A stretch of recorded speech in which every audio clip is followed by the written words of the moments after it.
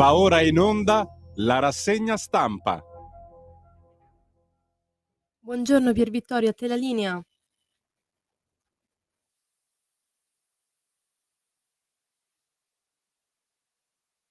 Pier Vittorio, ci sei?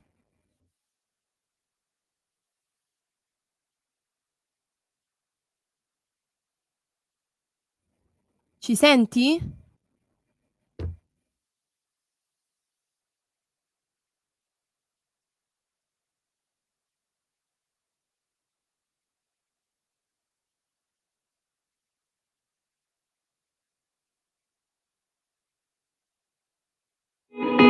In quanti ti promettono trasparenza, ma alla fine ti ritrovi sempre con la bocca chiusa e non puoi dire quello che pensi? Radio Libertà non ha filtri né censure. Ascolta la gente e parla come la gente.